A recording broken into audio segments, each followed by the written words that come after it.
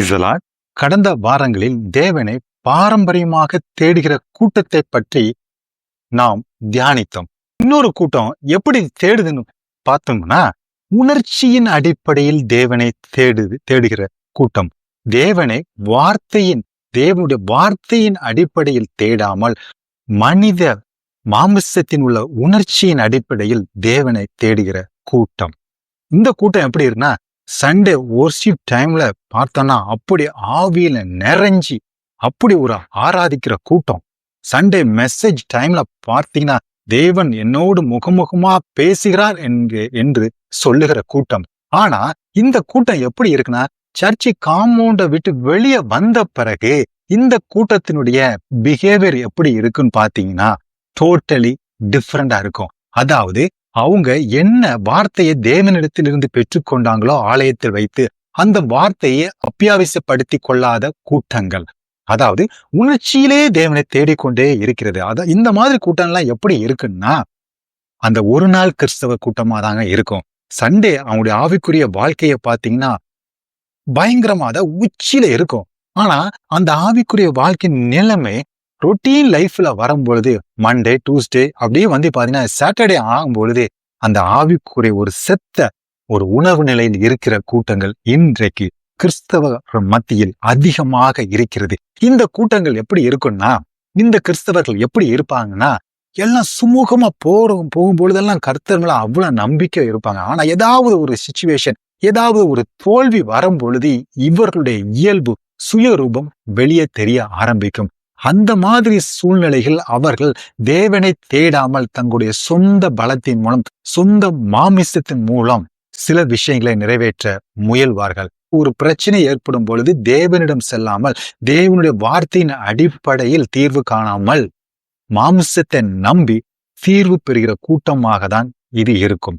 ஒரு சின்ன எக்ஸாம்பிள் சொல்லணும்னா, நான் ஒரு எக்ஸாம் எழுதுறேன், கவர்மெண்ட் எக்ஸாமோ அல்லது ஒரு வேலைக்காண்டியோ ஒரு எக்ஸாம் எழுதுறேன். நான் நல்லா படிச்சு நல்லா மார்க் வாங்கிடுவேன் அப்படின்னு நான் ஒரு நம்பிக்கையில எழுதுறேன். ஆனா முடிவை பார்க்கும்போது நான் செலக்ட் ஆகல, என்னை விட நல்லா படிக்காதவங்க எல்லாம் செலக்ட் ஆகுறாங்க. அந்த சூழ்நிலை எனக்கு ஒரு கோபம் வரும் தேவன் மேல. ஆண்டவரே, ஏனப்பா அப்படி பண்ணீங்க? எப்படி நான் ஆண்டவர் தேடுறேன் பாத்தீங்களா? உணர்ச்சி, கோபம் என்கிற உணர்ச்சி, எரிச்சல் என்கிற உணர்ச்சி, வெறுப்பு என்கிற உணர்ச்சி, கசப்பு என்கிற உணர்ச்சி, இப்படி மாம்சத்தின் மூலம் வருகின்ற உணர்ச்சிகளின் அடிப்படையை தேடுகிற கூட்டம் தான் இன்னைக்கு அதிகமா இருக்கு. ஆனா நான் தோல்வியில் ஃபெயில் ஆகுறதுக்கு தேவனுடைய திட்டம் ஒண்ணு இருக்கும். ஏன்னா தேவன் ஏதோ ஒரு நோக்கத்திற்காக தான் என்னுடைய வாழ்க்கையில் எக்ஸாம்ல ஃபெயில் ஆகுறதுக்கு அனுமதித்திருப்பார். நான் அதை தேவனிடம் போய் முறையிடாமல், அதை தெரிந்து கொள்ள முயற்சி செய்யாமல் நான் என்ன பண்ணுவேன் தெரியுமா? தேவனையே பிளேம் பண்ணுவேன், தேவன் மேலேயே குற்றம் சுமத்துவேன். ஆமா, இப்படிப்பட்ட கூட்டம் தான் தேவனை உணர்ச்சியில் தேடுகிற கூட்டம். தீமையை அனுமதிக்கிறார் என்றார், அவர் என் மேல் அக்கறை கொண்டு அதை அனுமதித்திருக்கிறார், எல்லாம் நன்மைக்கே, தேவனுடைய சித்தமே என்கிற ஒரு மனநிலை இந்த மாதிரி கூட்டத்திற்கு வராதுங்க. இதுக்கெல்லாம் ஆரம்பம் எப்படி பாத்தீங்கன்னா, நம்ம ஒரு விஷயம் சிந்தித்து பார்க்கலாம். அப்படி ஆவிக்குரிய வாழ்க்கையில துவக்க நிலையில எப்படி இருந்தது பாத்தீங்கன்னா, ஆண்டவரே நான் உங்களுக்காக வாழ்வேன், உங்களுக்காக சாவேன், அப்படிதானங்க நம்ம ஆவிக்குரிய வாழ்க்கையை ஆரம்பித்தோம். ஆரம்ப காலகட்டத்தில் தேவன் என்னோடு தங்கியிருந்த ஒரு வாழ்க்கை, என் மத்தியில் உலாவுகிற ஒரு வாழ்க்கையை வாழ்ந்த நான் இன்னைக்கு தேவனுக்கும் எனக்கும் உள்ள தொடர்பு ஒரு நாள் தொடர்போட போயிருது. அந்த ஒரு நாள் தொடர்பும் சண்டே அந்த உணர்ச்சியில் தேடுகிற தொடர்பு. இப்போ தேவனை எப்படின்னா, நான் வீட்டுக்கு வெளியே விட்டு கதவை பூட்டிட்டு தேவன் தட்டுகிற யாராவது திறக்க மாட்டாங்களே, அந்த நிலையில தான் எனக்கும் தேவனுக்கும் இருக்கிற உறவு இருக்கிறது. இப்படிதான் ஒரு மனுஷன் இருக்கிறார், அவரு பேதுரு. இங்கு ஆண்டவர் சொன்ன வார்த்தை என்னவென்றால், இன்னைக்கு ராத்திரியில நீங்க எல்லோரும் என் நிமித்தம் இடரல் அடைவீர்கள். இது தேவனுடைய வார்த்தை, இது நடக்கும். ஆனா இங்க பேதுருக்கு வந்த எமோஷனா பாருங்க, நான் எல்லாரும் விட்டுட்டு போனாலும் நான் உங்களை விட மாட்டேங்க. இதே போலதான் நாம நிறைய நேரங்களில் தேவனை உணர்ச்சியின் அடிப்படையில் அவருடைய வார்த்தைக்கு எதிரடையான வகையில் தேடுகிறோம். ஆனா நடந்தது என்னங்க? அவன் வார்த்தை தான், தேவனுடைய வார்த்தையில தான் நடைபெற்றது. பேதுருவ எமோஷன் இல்ல, அது நிலை நிற்கவில்லை. இப்படிதாங்க நம்ம நிறைய நேரங்களில நம்ம உணர்ச்சியில நிறைய விஷயங்களை பண்ணிக்கொண்டே இருக்கிறோம். இப்படி உணர்ச்சியில தேடாமல் நாம் தேவனை ஆவியோடும் உண்மையோடும் தேடுகிற ஒரு கூட்டமாக இருக்க வேண்டுமங்க. இப்படி உணர்ச்சியில நாம் தேட ஆரம்பிக்கும் பொழுது நாம் மாம்சம்தான் வெளிப்பட ஆரம்பிக்கும். பேதுருவை பார்த்தோன்னா மத்தேயு 14ஆம் அதிகாரம். பேதுரு ஆண்டவரை பார்த்து, ஆண்டவரே, நான் ஜலத்தின் மேல் நடந்து உம்மிடத்தில் வர கட்டளையிடும். அதாவது பேதுரு வேண்டிய விண்ணப்பம் என்னவென்றால், நான் கடல் மீது நடந்து உங்களிடம் வர வேண்டும். ஆமா, விசுவாசத்துல போக ஆரம்பிச்சான். ஆண்டவர் சொல்றார், வா. இதுதான் ஆண்டவருடைய வார்த்தை என்னவென்றால், வா. வா என்றால் என்ன அர்த்தம்? நீ கடல் மீது நடந்து என்னிடம் வந்து சேர்ந்து விடுவார். இதுதான் தேவனுடைய வார்த்தை. ஆனா இங்கு முதலிலே தேவனுடைய வார்த்தையின் மேல் நம்பிக்கை வைத்த பேதுரு நடக்க ஆரம்பிக்கும் பொழுது சுற்றி பார்க்க ஆரம்பிக்கிறார். இதே போலதான் நாம் தேவன் நமக்கு ஒரு வாக்குறுதியை அளித்திருக்கும் பொழுது, நாம் அதன்படி நடந்து கொண்டிருக்கும் பொழுது, சில சூழ்நிலைகள் வரும் பொழுது, பிரச்சனைகள் வரும் பொழுது, கவலைகள் வரும் பொழுது நாம் என்ன பண்ணுவோம்? சுற்றி பார்க்க ஆரம்பிப்போம். அந்த சுற்றி பார்க்கும் பொழுது நமக்கு பலவிதமான உணர்ச்சிகள் தூண்டும்.